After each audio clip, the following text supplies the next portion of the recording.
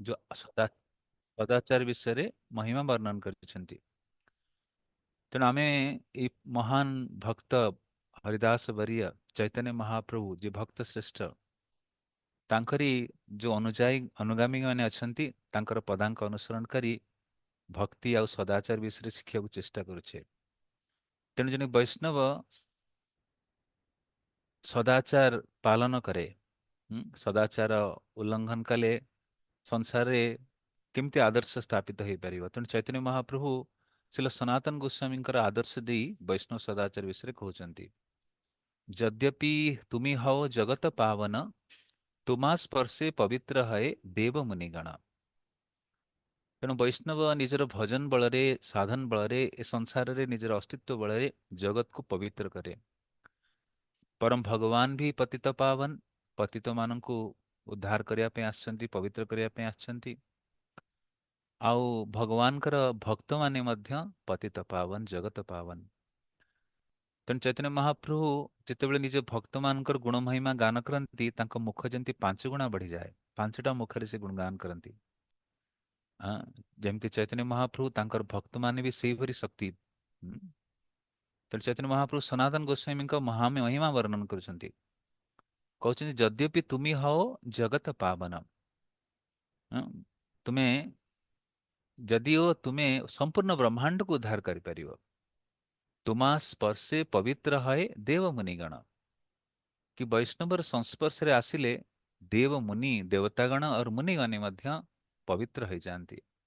ଭଗବାନ କୃଷ୍ଣଙ୍କୁ ଅର୍ଜୁନ ଗୁଣଗାନ କରୁଛନ୍ତି, ପରମ ବ୍ରହ୍ମ ପରମ ଧାମ ପବିତ୍ରଂ ପରମଂ ଭବାନ ପୁରୁଷଂ ଶାଶ୍ୱତଂ ଦିବ୍ୟଂ ଆଦି ଦେବଂ ଅଜଂ ବିଭୁମ୍।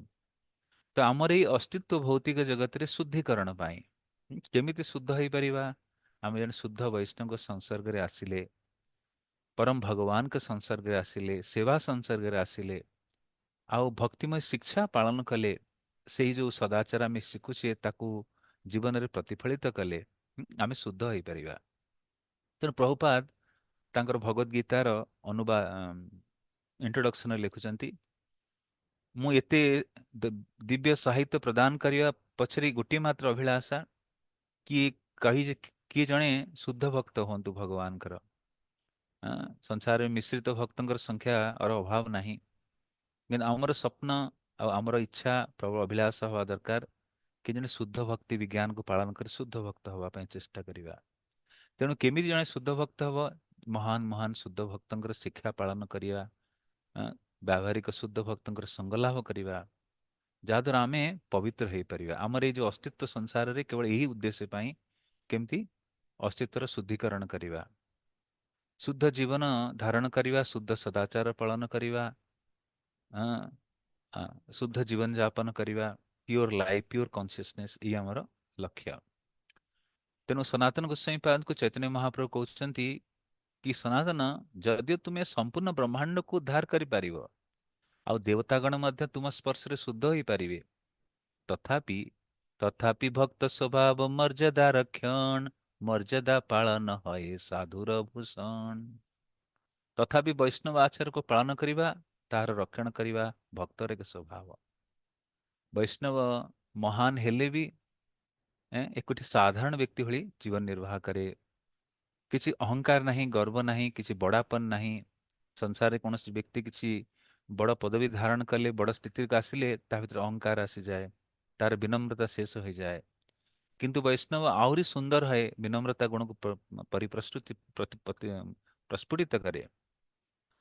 ତେଣୁ ଚୈତନ୍ୟ ମହାପ୍ରଭୁ କହୁଛନ୍ତି, ତମେ ଜଗତ ପାବନ କର ଆଉ ତମ ସ୍ପର୍ଶରେ ଦେବମୁନିଗଣ ବି ଶୁଦ୍ଧ ହେଇଯାଉଛନ୍ତି, ପବିତ୍ର ହେଇଯାଉଛନ୍ତି, କିନ୍ତୁ ତା ସତ୍ତ୍ୱେ ବି ତୁମେ ମର୍ଯ୍ୟାଦା ରକ୍ଷଣ କର। ମର୍ଯ୍ୟାଦା ରକ୍ଷା କରିବା ହଉଛି ସାଧୁର ଭୂଷଣ। ତେଣୁ ଆମେ ଜୀବନରେ ଅଲଗା ଅଲଗା ପରିସ୍ଥିତି ସାମ୍ନା କରିବା, ଯେତେବେଳେ ଆମେ ପବ୍ଲିକ ସ୍ଥାନକୁ ଯିବା, ବୈଷ୍ଣବ ସଭାକୁ ଯିବା, ସବୁ ସ୍ଥାନରେ ଗୋଟିଏ ଜିନିଷକୁ ଆମକୁ ଧାରଣ କରି ରଖିବା ଉଚିତ, ଅତି ମର୍ଯ୍ୟାଦା ପାଳନ କରିବା, ସଦାଚାର ପାଳନ କରିବା। କିନ୍ତୁ ସଦାଚାର ପାଳନ କରିବା ହଉଛି ସାଧୁର ଭୂଷଣ। ତଥାପି ଭକ୍ତ ସ୍ୱଭାବ ମର୍ଯ୍ୟାଦା ରକ୍ଷଣ। ତ ଅଲଗା ଅଲଗା ସ୍ଥାନରେ କେମିତି ମର୍ଯ୍ୟାଦା ରକ୍ଷଣ କରାହେଇଛି, ତାହା ବି ଶାସ୍ତ୍ରରେ ଉଲ୍ଲେଖ କରାଯାଇଛି ଅଲଗା ଅଲଗା ପରିସ୍ଥିତିରେ। ଯେମିତି ଗୋଟେ ଉଦାହରଣ ଆମେ ନେଇପାରିବା, ଯେତେବେଳେ ବିଦୁରକୁ ଦୁର୍ଯ୍ୟୋଧନ ରାଜ୍ୟରୁ ବିତାଡ଼ିତ କରିଛନ୍ତି ଅପମାନିତ କରି ବିଦୁର କାକାଙ୍କୁ। ବିଦୁରଜୀ ସେତେବେଳେ ଦିବ୍ୟ ଜ୍ଞାନ ଅନୁସନ୍ଧାନରେ ଅଲଗା ଅଲଗା ସ୍ଥାନକୁ ଯାଇଛନ୍ତି, ତୀର୍ଥାଟନ କରୁଛନ୍ତି। ତାଙ୍କର ଦେଖା ହେଇଛି ହରିଦ୍ୱାରରେ, କାହା ସହିତ ନା ଉଦ୍ଧବଙ୍କ ସହିତ। ସେ ଜାଣିଛନ୍ତି ଉଦ୍ଧବ ଜଣେ ମହାନ ଭାଗବତ ଭକ୍ତ। ସେ ଉଦ୍ଧବଙ୍କୁ ନିବେଦନ କରୁଛନ୍ତି କି ମତେ ଦିବ୍ୟ ଜ୍ଞାନ ପ୍ରଦାନ କର। ଉଁ, ମୁଁ ସେଇଥିପାଇଁ ଭଗବାନଙ୍କର ବ୍ୟବସ୍ଥା ଯେ ମୁଁ ରାଜ୍ୟରୁ ବିତାଡ଼ିତ ହୋଇ ଆସିଛି, ଖାଲି ବିତାଡ଼ିତ ପାଇଁ ଅପମାନିତ ନୁହେଁ, ମୁଁ ଭାବୁଛି ସମୟର ସଦୁପଯୋଗ କରିବି, ମୁଁ ଦିବ୍ୟ ଜ୍ଞାନ ଲାଭ କରିବି। କିନ୍ତୁ ଦିବ୍ୟ ଜ୍ଞାନ ଜଣେ ଦିବ୍ୟ ବ୍ୟକ୍ତିତ୍ୱ ଦ୍ୱାରା ପ୍ରାପ୍ତ ହୁଏ। ଆପଣ ମୋତେ ଏଇ ଦିବ୍ୟ ଜ୍ଞାନ ପ୍ରଦାନ କରନ୍ତୁ। ତେଣୁ ଉଦ୍ଧବ ବୟସରେ ବଡ଼ ଛୋଟ ଅଛନ୍ତି। ସିଏ ବିଦୁରଙ୍କୁ କହୁଛନ୍ତି, ନା ନା ନା ନା, ମୁଁ ଏ ମର୍ଯ୍ୟାଦା ଉଲ୍ଲଂଘନ କରିପାରିବି ନାହିଁ। ମୁଁ ଆପଣଙ୍କ ଚରଣରେ ନିବେଦନ କରୁଛି, ଆପଣ ଯାଆନ୍ତୁ ମୈତ୍ର ମୁନିଙ୍କ ପାଖକୁ। ତେଣୁ ଏହି ପ୍ରକାର ମର୍ଯ୍ୟାଦା ପାଳନ କରିବା ବହୁତ ଆବଶ୍ୟକ। ଆମେ ଯେତେବେଳେ ବୈଷ୍ଣବ ଅଭ୍ୟାସ ଆରମ୍ଭ କରିଛେ, ବେଳେବେଳେ ଆମେ ମିଷ୍ଟେକ୍ କରୁ, ଆଉ ମିଷ୍ଟେକ୍ କରିକି ଶିଖୁ ଆମେ କି କେମିତି ମର୍ଯ୍ୟାଦା ହେବା କଥା। ଯେମିତି ଆମର ଟେମ୍ପଲର କ୍ଲାସ୍ ହୁଏ। ତେଣୁ ଆମର ମର୍ଯ୍ୟାଦା ରହିବା କଥା କ'ଣ ନା କ୍ଲାସ୍ ପୂର୍ବରୁ ସବୁ ପହଞ୍ଚିଯିବା ଉଚିତ। ଆଉ ଯୋଉ କ୍ଲାସ୍ ଭିତରେ ଯୋଉ ମର୍ଯ୍ୟାଦା ଅଛି, ଆଁ, ତାକୁ ଏଟିକେଟକୁ ପାଳନ କରିବା ଉଚିତ। ତଥାପି ଭକ୍ତ ସ୍ୱଭାବ ମର୍ଯ୍ୟାଦା ରକ୍ଷଣ, ମର୍ଯ୍ୟାଦା ପାଳନ ହଏ ସାଧୁର ଭୂଷଣ। ତଥାପି ବୈଷ୍ଣବ ଆଚରକୁ ପାଳନ ଓ ରକ୍ଷଣ କରିବା ଭକ୍ତର ସ୍ୱଭାବ ଅଟେ। ବୈଷ୍ଣବ ଆଚରକୁ ପାଳନ କରିବା ଭକ୍ତର ଗୋଟେ ଆଭୂଷଣ। ଉଁ, ମର୍ଯ୍ୟାଦା ଲଙ୍ଘନେ ଲୋକ କରେ ଉପହାସ, ଇହ ଲୋକ ପରଲୋକ ଦୁଇ ହଏ ନାଶ। ତ ଚୈତନ୍ୟ ମହାପ୍ରଭୁ ଆପନି ଆଚରି ପ୍ରଭୁ ଜୀବେର ଶିଖାଏ, ସ୍ୱୟଂ ଆଚରଣ କରି ଅନ୍ୟକୁ ଶିଖାନ୍ତି। ଆଁ, ତେଣୁ ମର୍ଯ୍ୟାଦା ପାଳନ କରିବା ହେଉଛି ସାଧୁର ଭୂଷଣ। କିନ୍ତୁ ମର୍ଯ୍ୟାଦା ପାଳନ ନ କରିବା କ'ଣ ନା ମର୍ଯ୍ୟାଦା ଲଙ୍ଘନ ଲୋକ କରେ ଉପହାସ। ମର୍ଯ୍ୟାଦା ପାଳନ ନ କଲେ, ବୈଷ୍ଣବ ସଦାଚାର ପାଳନ ନ କଲେ ଲୋକ ଉପହାସ କରନ୍ତି। ଆରେ ବଡ଼ ବଡ଼ କଥା କହୁଛି, କିଛି ପାଳନ ନିଜେ କରୁନି। ଏତେ ଗଡ଼ବଡ଼ି, କେମିତିଆ ସାଧୁ ଦେଖ, କପଟି ସାଧୁ, ହିପୋକ୍ରାଟ ସାଧୁ, ଲୋକ ଏମିତି କହନ୍ତି। କାହିଁକିନା ଆମେ ମର୍ଯ୍ୟାଦା ଲଙ୍ଘନ କଲେ। ଆଉ ମର୍ଯ୍ୟାଦା ଲଙ୍ଘନ ଖାଲି ଲୋକ ପରିହାସ କରିବେ ନାହିଁ, ଉପହାସ କରିବେ ନାହିଁ, ସେ ବ୍ୟକ୍ତିର ଇହଲୋକ ଆଉ ପରଲୋକ ଦୁଇ ଲୋକରେ ନାଶ ହବ ଆକ୍ଚୁଆଲି। ତାର ଅ, ଉତ୍ତମ ଗତି ବି ହବନି, ନଷ୍ଟ ହେଇଯାଏ। ତେଣୁ ଆମକୁ ବୈଷ୍ଣବ ସଦାଚାର ବିଷୟରେ ଜାଣିବା ଦରକାର, ଆକୁ ପାଳନ କରିବା ଦରକାର, ଅକ୍ଷର ଅକ୍ଷରେ ପାଳନ କରିବା ପାଇଁ ଚେଷ୍ଟା କରିବା। ଆମେ ସ୍ୱାଭାବିକ କଳିଯୁଗରେ ନିବାସ କରୁଛେ, କଳିଯୁଗରେ ଲକ୍ଷଣ ସବୁ ଅଛି। ତା ସହିତ ଜଣେ ବଦ୍ଧ ଜୀବ ଭିତରେ ଚାରି ପ୍ରକାର ଦୋଷ ତ୍ରୁଟି ଥାଏ। ଭ୍ରମ, ପ୍ରମାଦ, ବିପ୍ରଲପ୍ସ, କାରଣ ପାଟବ। To to imperfect senses, to be illusion, commit mistakes and cheating propensity। ଏ ଚାରି ପ୍ରକାର ଦୋଷ ଅଛି। ତେଣୁ ସ୍ୱାଭାବିକ ବେଳେବେଳେ ମିଷ୍ଟେକ୍ ହବ, କିନ୍ତୁ ତାକୁ ସ୍ୱୀକାର କରି ସୁଧାର କରିବା ପାଇଁ ଆମେ ଚେଷ୍ଟା କରିବା। କିନ୍ତୁ ସର୍ବପ୍ରଥମେ ଆମେ ଏଇ ଯୋଉ ମର୍ଯ୍ୟାଦା ବିଷୟରେ ଅବଗତ ହବା ଦରକାର, ପ୍ରଶିକ୍ଷଣ ହବା ଦରକାର। କିଛି ଜାଣିଲେ କିଛି ପାଳନ କରିପାରିବା। ତେଣୁ ଆମେ ବହୁତ କିଛି ନୋଟ୍ ଲେଖିବା, ଆଉ ନୋଟ୍ ଲେଖି ଅଭିଳାଷ ରଖିବା କି ପ୍ରଭୁ ଭକ୍ତଙ୍କର କୃପା ହେଲେ ଆମେ ୟାକୁ ବାସ୍ତବିକ ଜୀବନରେ ପାଳନ ବି କରିପାରିବା। ତେଣୁ ଯୋଉ ଭକ୍ତ ଇଏ ଜ୍ଞାନକୁ, ତେଣୁ ପ୍ରଭୁପାଦ ତିନିଟା ସିଦ୍ଧାନ୍ତ ଦେଲେ, ଟ୍ରେନିଂ, ଦେନ୍ ଡିଭୋସନ, ଦେନ୍ କଲଚର। ବୈଷ୍ଣବ ବିଜ୍ଞାନ ବିଷୟରେ ଭଲ ଉତ୍ତମ ତରିକାରେ ପ୍ରଶିକ୍ଷଣ ଦେବା, ଟ୍ରେନିଂ। ଆଉ ଟ୍ରେନିଂ ଦ୍ୱାରା ଆମେ ଯୋଉ ଦିବ୍ୟ ଜ୍ଞାନ ପ୍ରାପ୍ତ କରୁଛେ, ଯୋଉ ଦିଶା ଦିଗ ଦୃଷ୍ଟି ପ୍ରାପ୍ତ କରୁଛେ, ତାକୁ ହୃଦୟରେ ଧାରଣ କରିବା କୁହାଯାଏ ଡିଭୋସନ। ଆଉ ସେ ଯୋଉ ଡିଭୋସନ, ଯୋଉ ଜ୍ଞାନକୁ ରଖିଛେ, ତାକୁ ଜୀବନରେ ପାଳନ କରିବା, ପ୍ରତିଫଳନ କରିବା ନିଜର ଆଚରଣ ବ୍ୟବହାରରେ, ସେଟା କୁହାଯାଉଛି କଲଚର, ମାନେ ସଂସ୍କୃତି। ତେଣୁ ଏ ତିନିଟା ଫେଜ୍ ଦେଇ ଗତି କରେ। ପ୍ରଥମ କ'ଣ ନା ଟ୍ରେନିଂ ନେବା, ଏ ଦିବ୍ୟ ଜ୍ଞାନ ବିଷୟରେ, ସଦାଚାର ବିଷୟରେ, ଆଧ୍ୟାତ୍ମିକ ଜ୍ଞାନ ବିଷୟରେ ଆମେ ପ୍ରଶିକ୍ଷଣ ନେବା। ପ୍ରଶିକ୍ଷଣ ଦ୍ୱାରା ଯୋଉ ଜ୍ଞାନ ପ୍ରାପ୍ତ କରୁଛେ, ତାକୁ ହୃଦୟରେ ଧାରଣ କରିବାକୁ ଡିଭୋସନ କହନ୍ତି। ଆଉ ସେଇଟା ଯେତେବେଳେ ଆମେ ଜୀବନରେ ପାଳନ କରେ, ତାକୁ ସଂସ୍କୃତି କୁହାଯାଏ। ତେଣୁ ସେଥିପାଇଁ ଆମେ ଜଗତବାସୀଙ୍କ ସମ୍ମୁଖରେ ଗଲେ ଲୋକ ସ୍ୱାଭାବିକ ଆକର୍ଷିତ, ଆନନ୍ଦିତ ଅନୁଭବ କରିବେ। ଆମର ଆଚରଣ, ବ୍ୟବହାର, ବିନମ୍ରତା, କୌଣସି ଅହଙ୍କାରର କୌଣସି ବଦବୁ ବି ନାହିଁ ତା ଦେହରେ, ସୁନ୍ଦର ଭାବରେ। ତେଣୁ ଅନେକ ଶାସ୍ତ୍ରରେ ଉଦାହରଣ ଅଛି ବୈଷ୍ଣବ ସଦାଚାର ବିଷୟରେ। ତାକୁ ପାଳନ କରିବା ବହୁତ ଆବଶ୍ୟକ। ତ କୌଣସି ନା କୌଣସି ଆମର ଜୀବନରେ ଏଇ ଯୋଉ ଶିକ୍ଷା ପ୍ରତିଫଳିତ ହେବା ବହୁତ ଆବଶ୍ୟକ। ଖାଲି ଆମେ ବହୁତ ଜ୍ଞାନ ଆହରଣ କଲେ ହବନି, ନୋଟରେ ଲେଖି ରଖିଲେ ହବନି, ତାକୁ ବାରମ୍ବାର ମନନ ଚିନ୍ତନ କରି ବାସ୍ତବିକ ଜୀବନରେ ପ୍ରୟୋଗ କରିବା ବହୁତ ଆବଶ୍ୟକ। ତେଣୁ ଚୈତନ୍ୟ ମହାପ୍ରଭୁ ଯୋଉ ଶିକ୍ଷା ତାଙ୍କର ଅନୁଗାମୀ ଗଣ ମାନଙ୍କୁ ଦେଇଛନ୍ତି ଷଡ଼ଗୋସ୍ୱାମୀ ବୃନ୍ଦକୁ, ସେହି ଷଡ଼ଗୋସ୍ୱାମୀ କି ଧାରାରେ ଆମେ ସବୁ ରୂପାନୁଗ ଭକ୍ତ, ଆଁ, ଗୌଡୀୟ ଭକ୍ତ, ଆମେ ପ୍ରଭୁପାଦାନୁଗ ଭକ୍ତ। ତେଣୁ ଆମେ ଗୌଡୀୟ ଧାରାରେ ସେହି ଉପଦେଶକୁ ଧାରଣ କରି ଆଧାର କରି ଆମେ ଜୀବନ ନିର୍ବାହ କରିବା ଉଚିତ। ତେଣୁ ପାଞ୍ଚଟା ବିଷୟରେ ଉପଦେଶ ଦିଆଯାଇଛି। ଆଉ ଅନ୍ତରାଷ୍ଟ୍ରୀୟ କୃଷ୍ଣ ଭାବନା ସଂଗମୀ ସେଇ ପାଞ୍ଚଟା ଯୋଉ ଶିକ୍ଷା ଉପରେ ଆଧାରିତ, ଯାହା ଚୈତନ୍ୟ ମହାପ୍ରଭୁ ନିଜର ମୁଖ୍ୟ ଅନୁଯାୟୀ ଗଣଙ୍କୁ ଦେଇଥିଲେ ଷଡ଼ଗୋସ୍ୱାମୀ ବୃନ୍ଦକୁ, କି ସମସ୍ତ ଶାସ୍ତ୍ରକୁ ସୂକ୍ଷ୍ମ ରୂପରେ ଅଧ୍ୟୟନ କରିବା। ଏଇ ପାଞ୍ଚଟା ଉପଦେଶ। ଆଁ, ତେଣୁ ପ୍ରଭୁପାଦ କହୁଛନ୍ତି ଟୁ ସ୍କ୍ରୁଟିନାଇଜିଂ ଷ୍ଟଡି ହିଜ ଲିଟରେଚର୍ସ ଲାଇକ୍। ତ ଆମେ ବୈଦିକ ଶାସ୍ତ୍ର ନିଜେ ନିଜେ ପଢିବା ତ ବୁଝିପାରିବା ନାହିଁ, କିନ୍ତୁ ଗୁହ୍ୟ ବିଷୟ। ତା ଦେହରେ ଧାର୍ମିକ ସିଦ୍ଧାନ୍ତ ଦିଆଯାଇଛି, ରିଲିଜିୟସ୍ କୋଡ୍ ଦିଆଯାଇଛି। ଜଣେ ସାଧାରଣ ବ୍ୟକ୍ତି ପଢିବା କଠିନ। ତେଣୁ ଆମ ଜୀବନରେ ଜଣେ ଆଚାର୍ଯ୍ୟ ଆସନ୍ତି ବର୍ତ୍ତମାନ ସମୟ କାଳ ଅନୁସାରେ, ସେ ସରଳ ଭାଷାରେ ବର୍ଣ୍ଣନ କରନ୍ତି, ଯାହାଦ୍ୱାରା ଆମେ ପଢିଲେ ବାସ୍ତବିକ ବୁଝିପାରିବା। ତେଣୁ ପ୍ରଭୁପାଦ କହୁଛନ୍ତି କେମିତି ଆମ ପାଇଁ ବୈଦିକ ଶାସ୍ତ୍ର କଣ ନା ପ୍ରଭୁପାଦଙ୍କ ପୁସ୍ତକ। ତେଣୁ ଭକ୍ତମାନେ ବଜାରରେ ଯାଇ କୌଣସି ପୁସ୍ତକ ଉଠିବା ଠିକ ନୁହେଁ। ଆମ ପାଇଁ ପ୍ରାଥମିକ ଆଉ ଫୋରମୋଷ୍ଟ ଅଧ୍ୟୟନ ଶ୍ରବଣ କରିବା ହେଉଛି ପ୍ରଭୁପାଦଙ୍କ ଶିକ୍ଷା। ପ୍ରଭୁପାଦ ହେଉଛନ୍ତି ପ୍ରୋମିନେଣ୍ଟ ଶିକ୍ଷା ଗୁରୁ, ଯାହାଙ୍କର ଶିକ୍ଷା ନେଇ ଆମେ ଜୀବନ ନିର୍ବାହ କରୁଛେ। ଆମର ଜୀବନ ଆମେ ଯଦି ପ୍ରଭୁପାଦଙ୍କ ନିଜକୁ କହୁଛେ, ତେଣୁ ପ୍ରଭୁପାଦ ଯୋଉ ଶିକ୍ଷା ଦେଇଛନ୍ତି ସେଇ ଅନୁସାରେ ସେଇ ରାସ୍ତାରେ ଆମକୁ ଚାଲିବାର ଅଛି। ଥରେ ପ୍ରଭୁପାଦଙ୍କ ଜଣେ ଶିଷ୍ୟ ପ୍ରଭୁପାଦଙ୍କ ସାମ୍ନାରେ କହିଲେ କି ପ୍ରଭୁପାଦ, ଭକ୍ତିବିନୋଦ ଠାକୁର ହଉଛନ୍ତି ମୋର ପ୍ରିୟ ଆଚାର୍ଯ୍ୟ। ତ ପ୍ରଭୁପାଦ ତାଙ୍କୁ କହିଲେ ଭକ୍ତିବିନୋଦ ଠାକୁର ତୁମର ଦ୍ୱିତୀୟ ସ୍ଥାନ ନେଇପାରନ୍ତି, କିନ୍ତୁ ପ୍ରଥମ ସ୍ଥାନ ମୁଁ ନେବି। ତେଣୁ ଆମେ କେବେ ବର୍ତ୍ତମାନ ଆଚାର୍ଯ୍ୟଙ୍କୁ ଅତିକ୍ରମଣ କରି ଯାଇପାରିବା ନାହିଁ। Not to surpass the current acharya, present acharya. ଆମକୁ ଏଥିପାଇଁ ଆଚାର୍ଯ୍ୟ ଉପାସନା କରାଯାଏ, ଆଚାର୍ଯ୍ୟଙ୍କ ଦିଗ ଦର୍ଶନରେ ପାଳନ କରେ। ତେଣୁ ଆମ ଯୋଉ ଇସ୍କନ ସଂସ୍ଥାକୁ ପ୍ରଭୁପାଦ ନିର୍ମାଣ କରିଛନ୍ତି ସାଧୁ ସଙ୍ଗତି ଲାଭ କରିବା। ପହିଲେ ଚୈତନ୍ୟ ମହାପ୍ରଭୁ କୌଣସି ଇନଷ୍ଟିଚ୍ୟୁସନ ନେଇ ବନେଇ ନଥିଲେ, ପ୍ରଭୁପାଦ କଲେ, କାହିଁକିନା କଳିଯୁଗର ଦଶା ଦେଖିପାରୁଛନ୍ତି। ଆଉ ବ୍ୟାବହାରିକ ସାଧୁ ସଙ୍ଗ କେମିତି ସମସ୍ତେ ଲାଭ କରିପାରିବେ, ସେଥିପାଇଁ ସେ ଏ ସଂସ୍ଥା ନିର୍ମାଣ କଲେ। ଆଉ ଏଇ ପାଞ୍ଚଟା ଉପଦେଶ ବହୁତ ହି ମହତ୍ୱପୂର୍ଣ୍ଣ, ଯୋଉଟା କି ଚୈତନ୍ୟ ମହାପ୍ରଭୁଙ୍କ ଧାରାରେ ତାଙ୍କର ମୁଖ୍ୟ ଅନୁଗାମୀ ଗଣ ଷଡ଼ଗୋସ୍ୱାମୀ ବୃନ୍ଦ ପାଳନ କଲେ, ଆଉ ତାହାକୁ ଇସ୍କନ ହିଁ ପାଳନ କରୁଛି। ପ୍ରଭୁପାଦ କହନ୍ତି ଯେ ଇସ୍କନ ବି ଶିଲ ରୂପ ଗୋସ୍ୱାମୀଙ୍କର ତତ୍ୱାବଧାନରେ ଚାଲିଛି। ISKCON is running under the supervision of directly supervision of Srila Rupa Goswami. ସ୍ୱୟଂ ରୂପ ଗୋସ୍ୱାମୀ ଏଇ ଆନ୍ଦୋଳନକୁ ଚଲାଉଛନ୍ତି, ତାଙ୍କର ଦୃଷ୍ଟିଗୋଚରରେ ଅଛି ଏ ସଂସ୍ଥା ଚାଲିଛି। ହଁ, ତେଣୁ ସେଇ ଯୋଉ ଶିକ୍ଷା ସେମାନେ ପାଳନ କରୁଥିଲେ, ଆମେ ସେଇ ଶିକ୍ଷା ଉପରେ ଚାଲିବା ପାଇଁ ଇସ୍କନ ସଂକଳ୍ପ ନେଇଛି। ତ ପ୍ରଥମ ଉପଦେଶ କଣ ନା ସମସ୍ତ ଶାସ୍ତ୍ରକୁ ସୂକ୍ଷ୍ମ ରୂପରେ ଅଧ୍ୟୟନ କରିବା। ତେଣୁ ବେଳେବେଳେ ଭକ୍ତମାନେ କହନ୍ତି ପ୍ରଭୁଜୀ ଆମେ ତ ବହି ପଢିଦେଇ ସରିଦେଲୁଣୁ, ଆଉ କିଛି ପଢିବାକୁ ନାହିଁ, ଆଉ କଣ ନୂଆ କଣ ପଢିବୁ? ନା ନା ନା, ସେଇ ପ୍ରଭୁପାଦ ପୁସ୍ତକ ବାରମ୍ବାର ପଢିବାର ଅଛି, ବାରମ୍ବାର ଆସ୍ୱାଦନ କରିବାର ଅଛି। ଭକ୍ତି ବାରମ୍ବାର ଶ୍ରବଣ କଲା ପରେ ଏଇ ଯୋଉ ଉପଦେଶ ଗୁରା ସ୍ୱାଭାବିକ ରୂପରେ ଆମ ହୃଦୟରେ ଯାଇ ସ୍ଥାପିତ ହୁଏ, ସମୟ ଲାଗେ। ବହୁ ଜିନିଷ ଆମେ ବୁଝିପାରୁନା। ବହୁ ଜିନିଷ କର୍ଣ୍ଣରନ୍ଧ୍ରରେ ପ୍ରବେଶ କରି ହୃଦୟରେ ରହେ, ବହୁ ଜିନିଷ ଏ କାନରେ ପଶି ସେ କାନରେ ବାହାରିଯାଏ। ତେଣୁ ସ୍ଥାୟୀ ରୂପରେ ଏ ଦିବ୍ୟ ଜ୍ଞାନ ଗୁଡ ଯାଇ ହୃଦୟରେ ସ୍ଥାପିତ ହେବା ପାଇଁ ସମୟ ଲାଗେ।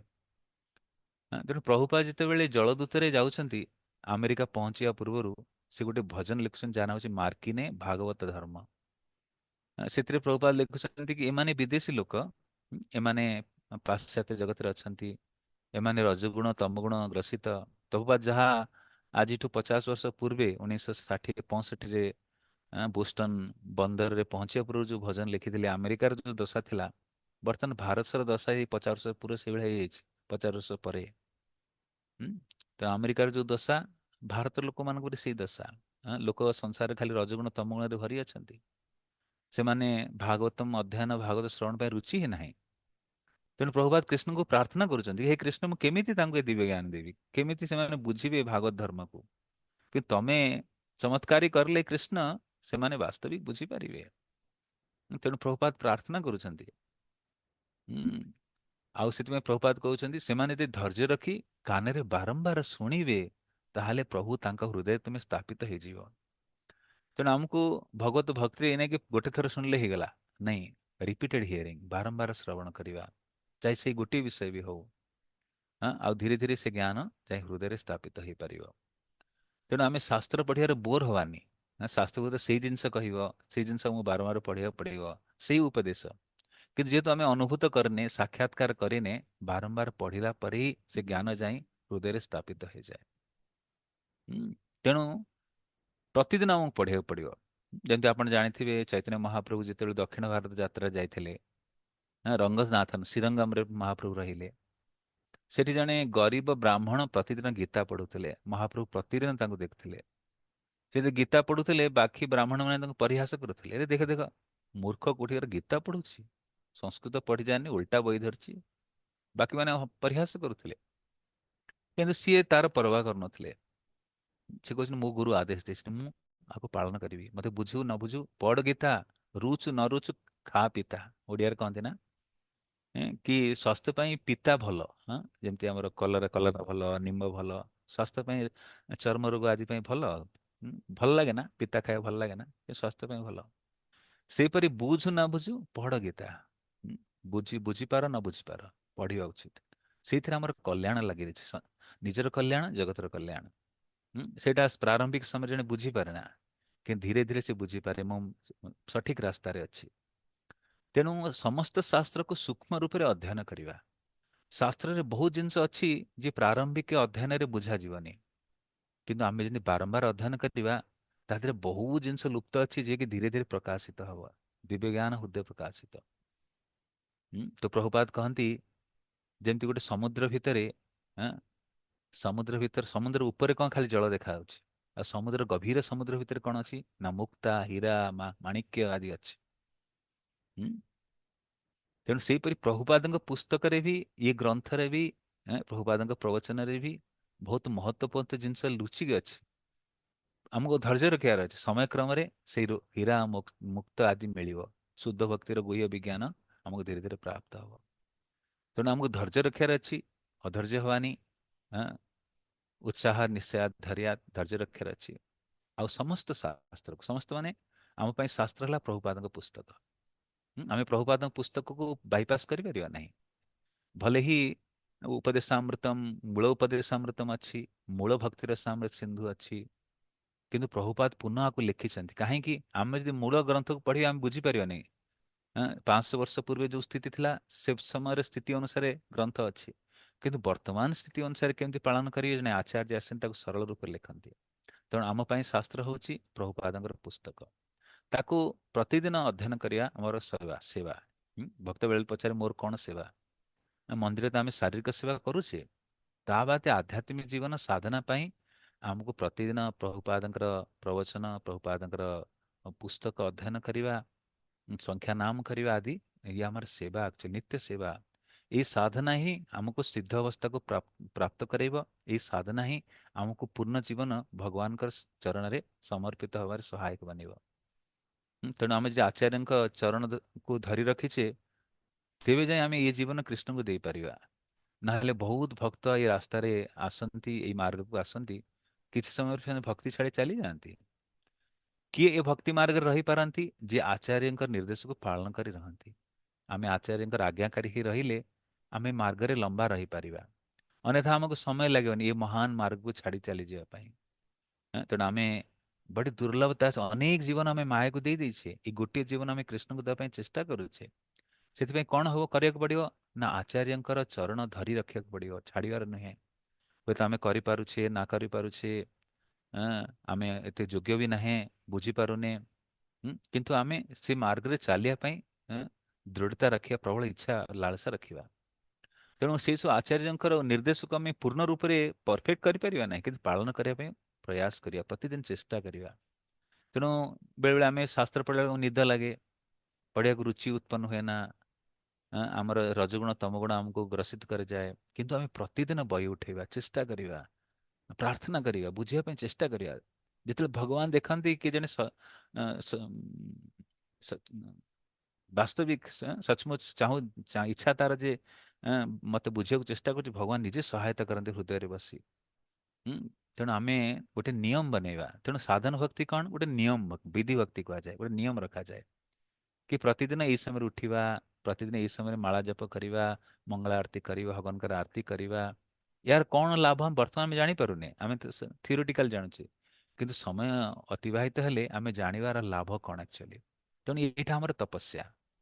ଆମର ତପସ୍ୟା ନୁହେଁ ଯେ ଆମେ ନିଆଁ ଜଳିକିନି ତା ଚାରିକରେ ବସିବା, ଚାରିପଟେ ନିଆଁ ରଖି ମଝିରେ ବସିବା, ଏ ବହୁତ ଶୀତଳ ଜଳରେ ଡୁବକି ଲଗେଇ ବସିବା। ନା ନା, ଆମର ସେ ସବୁ ନାହିଁ। ଆମର ତପସ୍ୟା ହେଉଛି ଏଇ ଶାସ୍ତ୍ର ପଢିବା, ଭକ୍ତିମୟ ଅଭ୍ୟାସ ସରଳ ରୂପରେ କରିବା। ହୁଁ। ଭକ୍ତି ସିଦ୍ଧାନ୍ତ ମହାରାଜ କହନ୍ତି, କି ଦୁଷ୍ଟ ମନ ତୁମେ କିସରେ ବୈଷ୍ଣବ। ହଁ, କି ଆମେ ବର୍ତ୍ତମାନ ସେ ସ୍ଥିତିରେ ନାହୁଁ କି ଆମେ ଏକାନ୍ତ ଭଜନ କରିପାରିବା। ହଁ, ଯୋଉମାନେ ମହାନ ମହାନ ରୂପ ଗୋସ୍ୱାମୀ, ଶ୍ରୀ ହରିଦାସ ଠାକୁର, ସେମାନେ ଏକାନ୍ତ ଭଜନ କରିପାରୁଥିଲେ। ତେଣୁ ଆମ ସ୍ଥିତି ଅନୁସାରେ ଆମେ ଭକ୍ତ ସଙ୍ଗରେ ରହିବା ବହୁତ ଆବଶ୍ୟକ। ଭକ୍ତି ବଞ୍ଚିବା ପାଇଁ ଏହି ହେଉଛି ଉପାୟ ଆଚାର୍ଯ୍ୟମାନେ ଆମ ସ୍ଥିତି ଅନୁସାରେ ଦେଇଛନ୍ତି। ତେଣୁ ପ୍ରଥମ ଉପଦେଶ, ପ୍ରଥମ ନିର୍ଦ୍ଦେଶନାମା କଣ? ଆମେ ଯଦି ଶିଲ ପ୍ରଭୁପାଦଙ୍କର ଭାବଧାରାରେ, ବିଚାରଧାରାରେ, ତାଙ୍କ ଶିକ୍ଷା ପ୍ରଣାଳୀରେ ଚାଲିବାକୁ ଚେଷ୍ଟା କରୁଛେ, ସମସ୍ତ ଶାସ୍ତ୍ରକୁ ସୂକ୍ଷ୍ମ ରୂପରେ ଅଧ୍ୟୟନ କରିବା ଏବଂ ଏହା ପ୍ରତିପାଦନ କରିବା ଆବଶ୍ୟକ ଯେ ସମସ୍ତ ଶାସ୍ତ୍ର ମୂଳ ନିର୍ଯାସ ଭକ୍ତି ଅଟେ। ବୈଦିକ ଗ୍ରନ୍ଥରେ ଅନେକ ବିଷୟ ଲେଖାଯାଇଛି, କର୍ମକାଣ୍ଡ, ଜ୍ଞାନକାଣ୍ଡ, ଉପାସନା କାଣ୍ଡ। କିନ୍ତୁ ପ୍ରଭୁପାଦଙ୍କ ଭଳି ଜଣେ ଆଚାର୍ଯ୍ୟ ଆମକୁ କେବଳ ଭକ୍ତି ବିଷୟ ହିଁ ପ୍ରତିପାଦନ କରିଛନ୍ତି। କାହିଁକି ବେଦର ସବୁଠୁ ସାରବସ୍ତୁ କଣ? ନା ଭକ୍ତି। ଆଉ ଭକ୍ତି ଜଣେ ଭକ୍ତଙ୍କ ଦ୍ୱାରା ହିଁ ପ୍ରାପ୍ତ ହେଇପାରେ। ତେଣୁ ଆମଙ୍କର ପ୍ରତିଦିନର ସେବା କଣ? ଆମେ ଯଦି ଭକ୍ତି କରୁଛେ, ଭକ୍ତି ବିଜ୍ଞାନକୁ, ଭକ୍ତି ସିଦ୍ଧାନ୍ତକୁ ଭଲ ଭାବରେ ଜାଣିବା। ତେଣୁ ଚାରିଟା ଜିନିଷ ଜଣେ ସାଧକର ବହୁତ ମହତ୍ୱପୂର୍ଣ୍ଣ ଆବଶ୍ୟକ। ସେ ହେଉଛି କଣ? ନା ସାଧନା, ସେବା, ସ୍ୱାସ୍ଥ୍ୟ ଆଉ ସିଦ୍ଧାନ୍ତ। ଚାରିଟା କଣ ହେଲା? ନା ସାଧନା, ସେବା, ସ୍ୱାସ୍ଥ୍ୟ ଆଉ ସିଦ୍ଧାନ୍ତ। ଆକୁ ଗମ୍ଭୀରତାରେ ପାଳନ କରେ। ସ୍ୱାସ୍ଥ୍ୟ ଭଲ ନ ରହିଲେ ଆମେ ସାଧନ ଭଜନ ଭକ୍ତି କରିପାରିବା ନାହିଁ। ତେଣୁ ସ୍ୱାସ୍ଥ୍ୟର ବି ଉତ୍ତମ ଉପାୟରେ ସ୍ୱାସ୍ଥ୍ୟର ବି ଯତ୍ନ ରଖିବା ଆବଶ୍ୟକ। ଏ ସ୍ୱାସ୍ଥ୍ୟ ଆମର ନୁହେଁ, ଏ ଶରୀର ଭଗବାନଙ୍କର ଦିଆଯାଇଛି। ତେଣୁ ସ୍ୱାସ୍ଥ୍ୟକୁ ଭଲ ରଖିବା। ସେକେଣ୍ଡ ହେଉଛି କଣ? ନା ସାଧନା କରିବା। ସାଧନା ଆମର ସରଳ ଦିଆଯାଇଛି। ଭକ୍ତମାନଙ୍କ ସଙ୍ଗରେ ସାଧନା ଭଲରେ ହେଇଯିବ। ଟିକେ ତପସ୍ୟା ହବ। ଆମର ମନ ବଡ଼ ଚଞ୍ଚଳ, ତେଣୁ ତପସ୍ୟା ଆମର ଏଇଠି ହେଉଛି, ଆମେ ଡେଲି ପ୍ରତିଦିନ ଅଭ୍ୟାସ କରିବା। ତାପରେ ସିଦ୍ଧାନ୍ତ ପାଳନ କରିବା, ସିଦ୍ଧାନ୍ତ ପଢିବା। ଆମର ଭକ୍ତି କୌଣସି ଭାବୁକତା ନୁହେଁ, ଭଗବଦ୍ଗୀତା ଭାଗବତମ ଶିକ୍ଷା ଉପରେ ଆଧାରିତ। ପ୍ରାମାଣିକ ଭଗବାନଙ୍କ ନିର୍ଦ୍ଦେଶ, ଆଚାର୍ଯ୍ୟଙ୍କର ଦିଶା ନିର୍ଦ୍ଦେଶନରେ ଆମେ ପ୍ରକ୍ରିୟା ପାଳନ କରୁଛେ। କୌଣସି ଭାବୁକତା ନୁହେଁ, not sentimental like. We are practicing very authentic science। ସିଦ୍ଧାନ୍ତ। ତାପରେ ସେବା, ସେବା କରିବା ବି ବହୁତ ଆବଶ୍ୟକ। କିନ୍ତୁ ସେବା ଦ୍ୱାରା ହିଁ ଆମେ ଭଗବାନଙ୍କୁ ଅନୁଭୂତି କରିପାରିବା। ସେବା ଆମର ସାମ୍ବିଧାନିକ ସ୍ଥିତି, କନଷ୍ଟିଟ୍ୟୁସନାଲ ପୋଜିସନ। ତେଣୁ ପ୍ରଥମ ନିର୍ଦ୍ଦେଶ କଣ ହେଲା? ନା ସମସ୍ତ ଶାସ୍ତ୍ରକୁ ସୂକ୍ଷ୍ମ ରୂପରେ ଅଧ୍ୟୟନ କରିବା ଏବଂ ଏହା ପ୍ରତିପାଦନ କରିବା ଆବଶ୍ୟକ ଯେ ସମସ୍ତ ଶାସ୍ତ୍ର ମୂଳ ନିର୍ଯାସ ଭକ୍ତି ଅଟେ। ଦ୍ୱିତୀୟ ନିର୍ଦ୍ଦେଶନାମା, ଦ୍ୱିତୀୟ ଉପଦେଶ, ବୃନ୍ଦାବନରେ ଶ୍ରୀକୃଷ୍ଣଙ୍କର ଲୀଳାସ୍ଥଳୀ ଲୁପ୍ତ ତୀର୍ଥକୁ ପୁନରୁଦ୍ଧାର କରିବା କଥା। ଆଉ ବୃନ୍ଦାବନ ଧାମକୁ ଏ ପ୍ରକାର ନିର୍ମାଣ କରେ ଯେପରି ସମ୍ପୂର୍ଣ୍ଣ ବିଶ୍ୱବାସୀ ଏଠାକୁ ଆସି ଭଗବାନ କୃପା ଲାଭ କରିପାରିବେ। ତେଣୁ ଇଏ ଥିଲା ଆଚାର୍ଯ୍ୟଙ୍କୁ, ଷଡ଼ଗୋସ୍ୱାମୀ ବୃନ୍ଦଙ୍କୁ ମହାପ୍ରଭୁଙ୍କର ନିର୍ଦ୍ଦେଶନାମା। ତେଣୁ ଆମେ ୟା ତ ଧାମ, ନିତ୍ୟ ଧାମ ବୃନ୍ଦାବନ, ଭଗବାନଙ୍କର ନିଜ ଧାମ ଗୋଲକ ବୃନ୍ଦାବନ, ଆଉ ଇଏ ହେଉଛି ଭୌମ୍ୟ ବୃନ୍ଦାବନ, ଯୋଉଟା କି ୟୁପି ମଥୁରାରେ ଅଛି। ସିଏ ଅଭିନ୍ନ ଆକ୍ଚୁଆଲି। କିନ୍ତୁ ଆମେ ଯୋଉ ସ୍ଥାନରେ ରହୁଛେ, ଯେମିତି ଆପଣମାନେ ସ୍ୱରରେ ରହୁଛନ୍ତି, ଯୋଉ ମନ୍ଦିର ନିର୍ମାଣ, ମନ୍ଦିର ବି ବୃନ୍ଦାବନର ଅଭିନ୍ନ ବୃନ୍ଦାବନ। ଆମେ ଯଦି ଭକ୍ତିମୟ ପ୍ରକ୍ରିୟା କରୁଛେ, ସେଇ ତ ବୃନ୍ଦାବନ। ଶ୍ରୀଲ ଗଦାଧର ପଣ୍ଡିତ ଯେତେବେଳେ ମହାପ୍ରଭୁ ଜଗନ୍ନାଥ ପୁରୀ ଛାଡ଼ି ବାହାରିଛନ୍ତି, ଗଦାଧର ପଣ୍ଡିତ କହୁଛନ୍ତି, ମୁଁ ତମ ବିନା ରହିପାରିବି, ଯେখানে ତୁମି ଓହି ବୃନ୍ଦାବନ। ଯୋଉଠି ଭକ୍ତି ହଉଛି ସେଇଟା ହଉଛି ବୃନ୍ଦାବନ। ତେଣୁ ଆମେ ଲୁପ୍ତ ଲୀଳାସ୍ଥଳୀ ଯାହା କରିବା, ସେଇଟା ଆମ ମନ୍ଦିରରେ ବି ସେଇଭଳିଆ କାର୍ଯ୍ୟ କରିବାର ଅଛି। ତେଣୁ ଆମେ ମନ୍ଦିରକୁ ଏଭଳି କାର୍ଯ୍ୟକ୍ରମ ରଖିବା, ଏଭଳି ଅଭ୍ୟାସ ରଖିବା, ଏମିତି ବାତାବରଣ ରଖିବା ଯେ କି ଅଭିନ୍ନ ବୃନ୍ଦାବନ ସଦୃଶ ପ୍ରକଟିତ ହେବ। ଅନେକ ମନ୍ଦିରରେ ଭଗବାନଙ୍କର ଲୀଳା ପ୍ରଦର୍ଶିତ କରାଯାଏ, ପଟ୍ଟଚିତ୍ର ମାଧ୍ୟମରେ, ମୂର୍ତ୍ତି ମାଧ୍ୟମରେ, ବେଳେବେଳେ ଡ୍ରାମା ମାଧ୍ୟମରେ ଲୋକମାନଙ୍କୁ ଭଗବାନଙ୍କ ବିଷୟରେ ସ୍ମରଣ ଦେବା ପାଇଁ ଏ ବ୍ୟବସ୍ଥା କରାଯାଏ। ଭଗବାନଙ୍କର ଅର୍ଚ୍ଚା ବିଗ୍ରହ, ଭଗବାନଙ୍କର ସେବା, सभी भक्त माने भक्ति भावरे ଯେତେବେଳେ ବ୍ୟସ୍ତ ଥାନ୍ତି ଭଗବାନଙ୍କ ସେବାରେ, ସିଏ ବି ବୃନ୍ଦାବନର ପ୍ରତୀକ। ତେଣୁ ଆମେ ଆମର ମନ୍ଦିରକୁ ଏମିତି ନିର୍ମାଣ କରିବା, ଏମିତି ଭକ୍ତିମୟ ବାତାବରଣ ରଖିବା କି ଆମ ମନ୍ଦିର ବି ବୃନ୍ଦାବନ ସମ ପ୍ରଦର୍ଶିତ ହେବ, ସମସ୍ତଙ୍କୁ ଆକର୍ଷିତ କରିବ। ପ୍ରଭୁପାଦ କହନ୍ତି ଆମ ମନ୍ଦିର ଗୁଡା କେମିତି, our temple is like oasis in the desert. ଯେମିତି ମରୁଭୂମିରେ ଗୋଟେ ସ୍ଥାନରେ ପାଣି ମିଳେ, ତାକୁ ଓସିସ୍ କୁହାଯାଏ। ତେଣୁ ସଂସାର ଲୋକ ଭୋକ ପ୍ୟାସରେ ବୁଲୁଛନ୍ତି, ତଡୁପୁଛନ୍ତି, କଷ୍ଟ ଭୋଗୁଛନ୍ତି।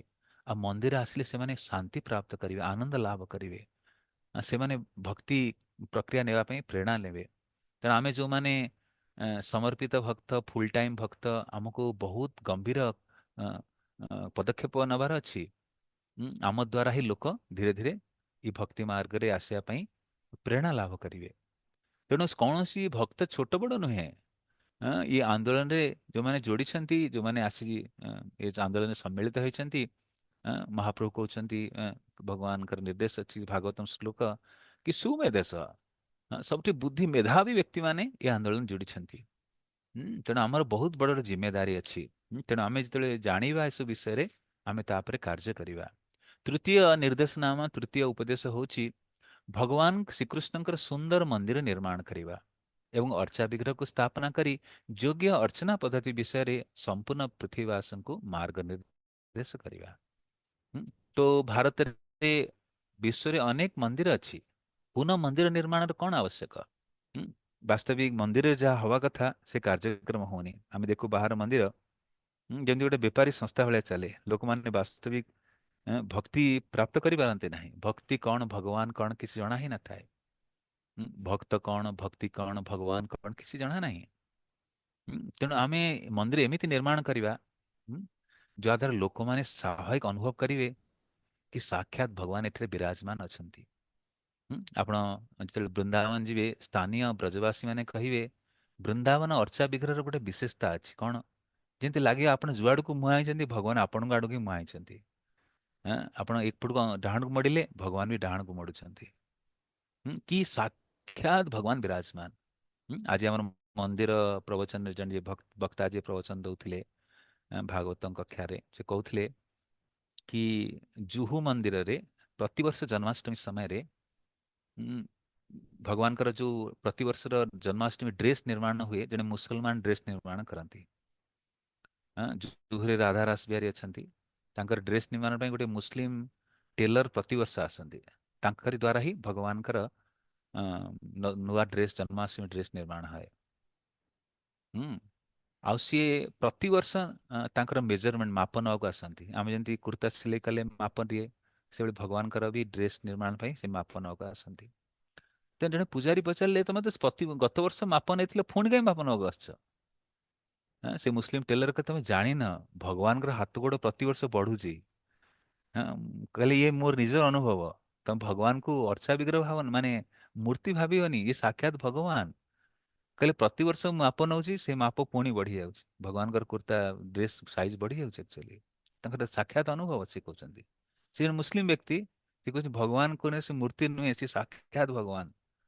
ମୁଁ ପ୍ରତିବର୍ଷ ତାଙ୍କ ଟେଲର କପଡା ମାପ ନେଉଛି, ସେ ପୁଣି ବଢି ଯାଉଛନ୍ତି। ଜୟପୁରରେ ଯୋଉ ରାଧା ଗୋବିନ୍ଦ ଦେବ ଅଛନ୍ତି, ତାଙ୍କର ବି ଗୋଟେ ଲୀଳା ଅଛି। ଥରେ ଜଣେ ବ୍ରିଟିଶର ଥିଲେ, ଜଣେ ବ୍ୟକ୍ତି ଥିଲେ, କହିଲେ ଇଏ ତ ମୂର୍ତ୍ତି, ଏ ଭଗବାନ କେମିତି? ତେଣୁ ସିଏ ଗୋଟେ ଘଡି ପିନ୍ଧୁଥିଲେ। ସେ ଘଡି କ'ଣ ନା ପଲ୍ସରେ ଚାଲେ। ଆମର ଯେ ହୃଦୟରେ ପଲ୍ସ ଅଛି ନା, ସେ ପଲ୍ସରେ ଘଡି ଚାଲେ। ପଲ୍ସ ବନ୍ଦ ହେଇଗଲେ ଘଡି ଚାଲିବନି। ସେ କହିଲେ ଭଗବାନ ଯଦି ଯିବି ତ ମୁଁ ପରୀକ୍ଷା କରିବି। ସେ ଘଡିଟାକୁ ନେଇ ଭଗବାନଙ୍କୁ ପିନ୍ଧେଇ ଦେଲେ, ଆଉ ସଚମୁଚ ସେ ଘଡି ଚାଲିବାକୁ ଲାଗିଲା। ଟିକ୍ ଟିକ୍ ଟିକ୍ ଟିକ୍ କରି ସମୟ ଦେଖିବାକୁ ଲାଗିଲା। ବୋଲେ ହଁ, ଅର୍ଚ୍ଚା ବିଗ୍ରହରେ ବି ସ୍ପନ୍ଦନ ଅଛି, ମାନେ କ'ଣ କହନ୍ତି, ହାର୍ଟବିଟ୍ ଚାଲୁଛି ଆକ୍ଚୁଆଲି। ତେଣୁ ଆମେ ବିଗ୍ରହକୁ ଯେମିତି ଜୀବିତ ରୂପରେ ଭକ୍ତି ସେବା ଦ୍ୱାରା କରିବା ଉଚିତ, ଲୋକଙ୍କୁ ଆକର୍ଷିତ କରିବା ପାଇଁ। ଲୋକ ସ୍ୱାଭାବିକ ଭଗବାନ ସାକ୍ଷାତ ବିରାଜମାନ ଅଛନ୍ତି।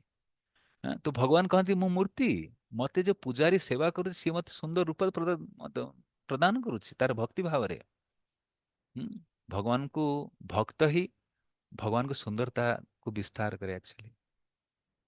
ଭଗବାନ କହିଲେ ମୁଁ ତ ଖାଲି ବସିଥିଲି, ମୂର୍ତ୍ତିରେ ଥିଲି, ହେଲେ ମୋର ଭକ୍ତ ତାର ଭକ୍ତି ବଳରେ ସୁନ୍ଦର ଶୃଙ୍ଗାର କରି ମତେ ଏତେ ସୁନ୍ଦର ବନେଇଛି। ସେ ଯେତେବେଳେ ଆମେ ଭଗବାନଙ୍କୁ ଦର୍ଶନ କରୁ, ଅର୍ଚ୍ଚା କରୁ, ଆମକୁ ଆଭାର, ଆମକୁ କୃତଜ୍ଞତା ଜ୍ଞାପନ କରିବାର ଅଛି। ସେ ସେବକ ପୂଜାରୀ କେତେ ସମୟ ଦେଇ ତାର ଭାବ ଧାରାରେ ଭଗବାନଙ୍କୁ ସୁନ୍ଦର ସଜେଇଛି ଆକ୍ଚୁଆଲି। ଭଗବାନଙ୍କୁ ସୁନ୍ଦର ବନେବାର ସେଇ ଭକ୍ତର ହାତ।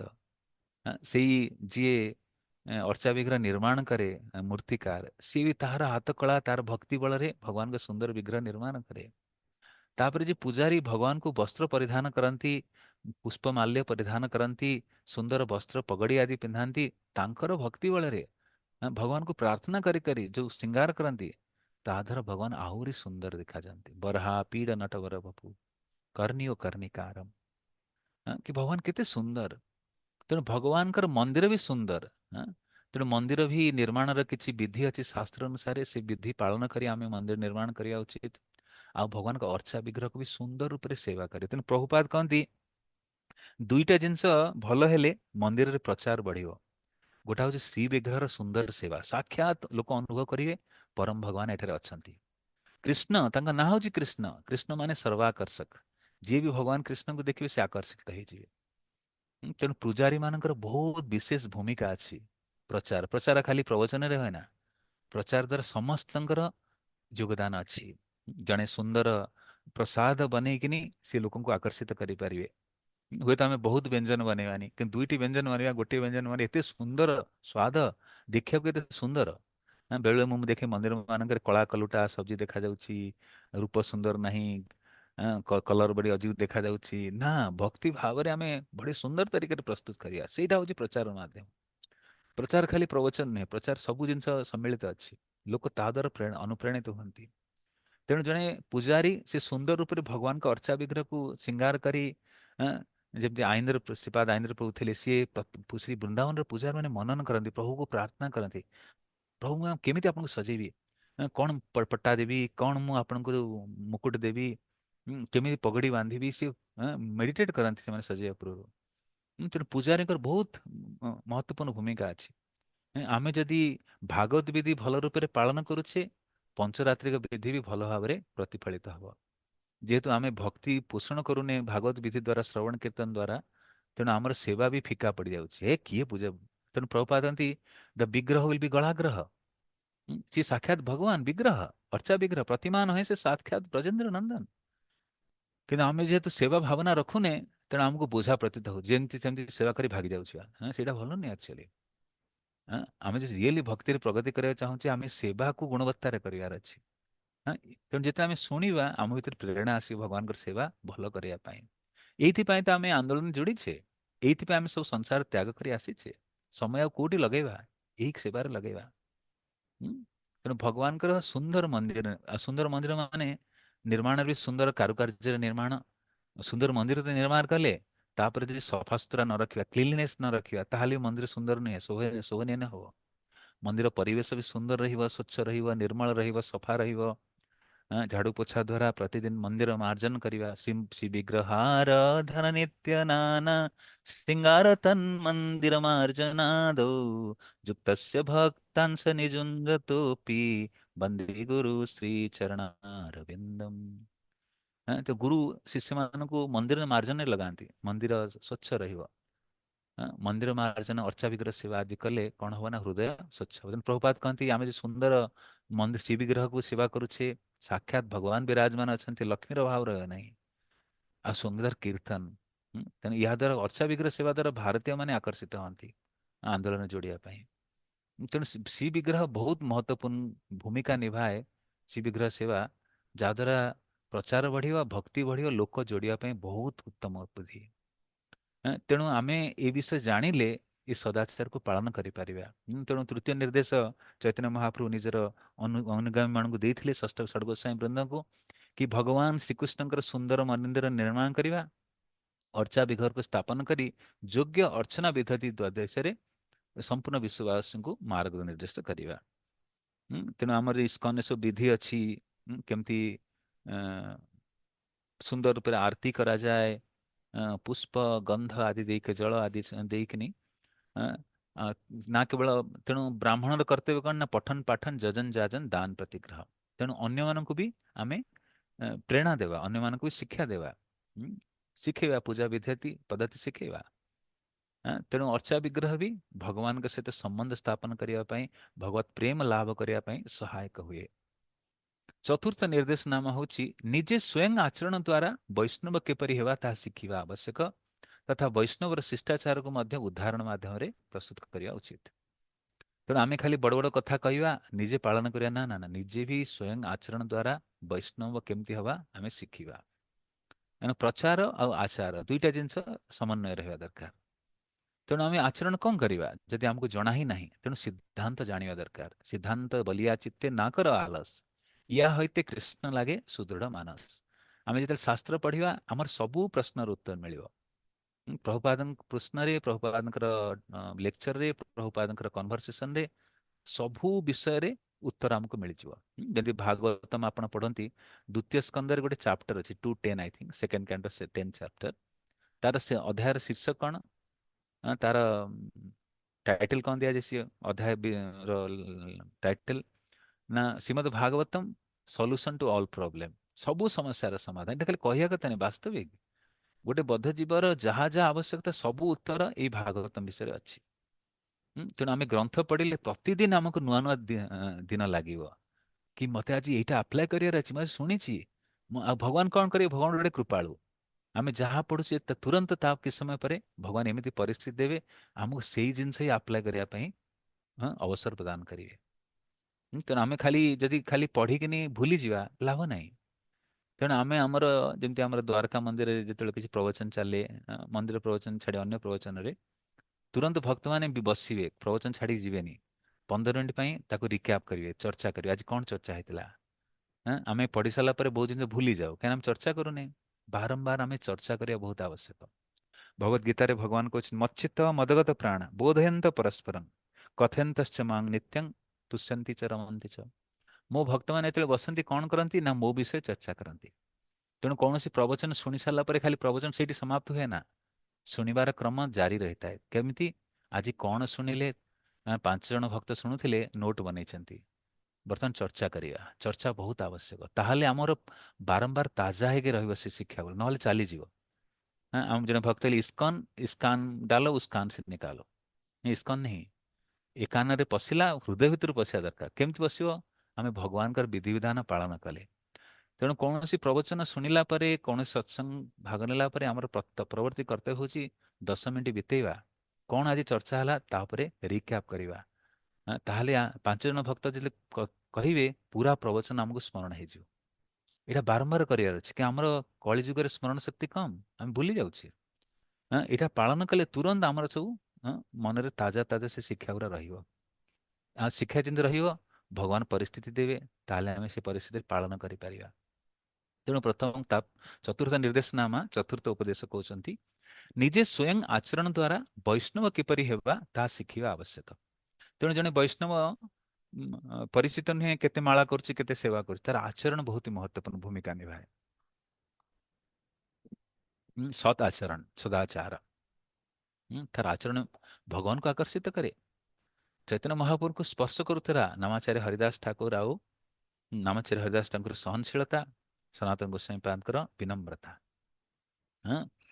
ତଥା ବୈଷ୍ଣବର ଶିଷ୍ଟାଚାରକୁ ମଧ୍ୟ ଉଦାହରଣ ମାଧ୍ୟମରେ ପ୍ରସ୍ତୁତ କରିବା।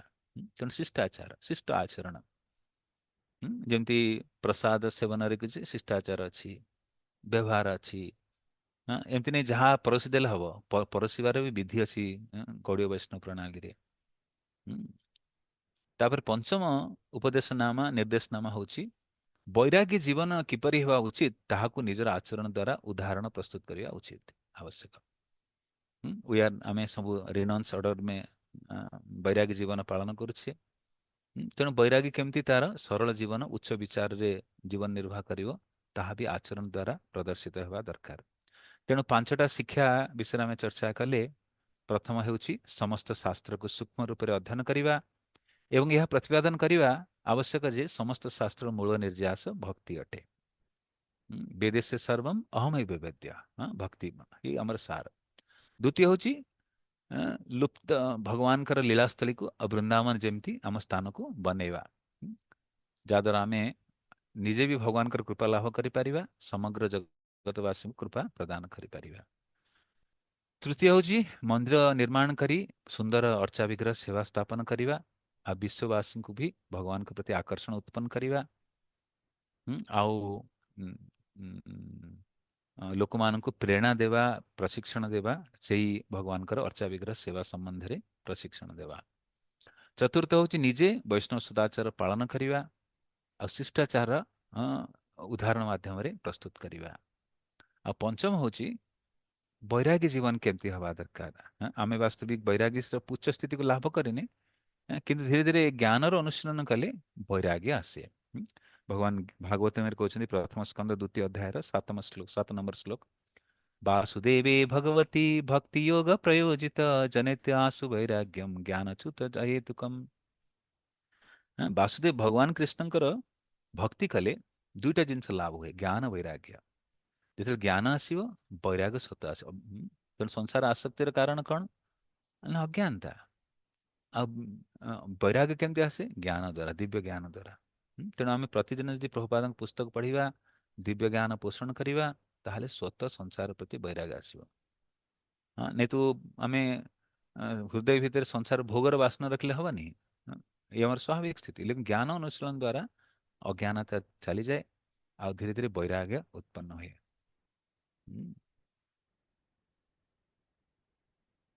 ହୁଁ। ତେଣୁ କୃଷ୍ଣ ଭାବନାମୃତରେ ଯୋଉ ସାର ବୈଷ୍ଣବ ଆଚରଣ କଣ, ତା ବିଷୟରେ କିଛି ବିଷୟ ଆମେ ଚର୍ଚ୍ଚା କରିବା। ତେଣୁ ଭକ୍ତ ଜୀବନ କୋଉ ତତ୍ଵ ଉପରେ ଆଧାରିତ? ସରଳ ଜୀବନ, ଉଚ୍ଚା ବିଚାର, ଉନ୍ନତ ଚିନ୍ତା, ସିମ୍ପଲ ଲିଭିଂ, ହାଇ ଥିଙ୍କିଂ।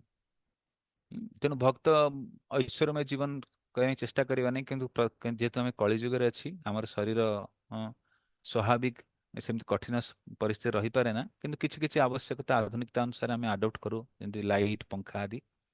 ପୂର୍ବବର୍ତ୍ତୀ ସମୟରେ ସରଳ କୁଟିଆରେ ସାଧୁମାନେ ରହୁଥିଲେ।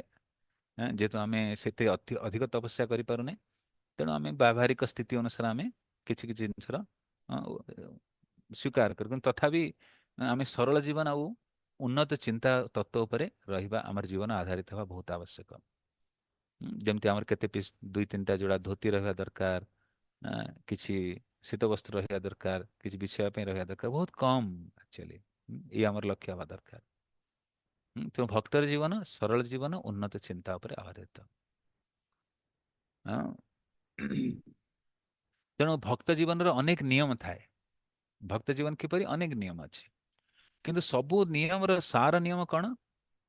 Always remember Krishna, never forget him. କେବେ ବି କୃଷ୍ଣଙ୍କୁ ଭୁଲିବା ନାହିଁ। କୃଷ୍ଣଙ୍କୁ ସର୍ବଦା ମନେ ରଖିବା, କେବେ ତାଙ୍କର ବିସ୍ମରଣ ନ ହେବା।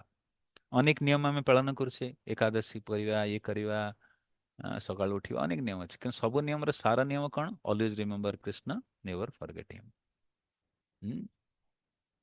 ଆଉ ବୈଷ୍ଣବ କେମିତି ହବା ଦରକାର ନା ହୃଦୟ କୋମଳ, କୁସୁମାଦପି କୋମଲମ୍ ବଜ୍ରାଦପି କଠୋରମ୍। ହୃଦୟ କୋମଳ ପାଖୁଡା ଭଳି, ପୋଲା ପଙ୍ଖୁଡା ଭଳି, ଆଉ ବାହାରେ ବଜ୍ର ପରି କଠୋର ହେବା ଉଚିତ। ହଁ, ମୁଁ ଗତ ଥର କହୁଥିଲି ଯେମିତି,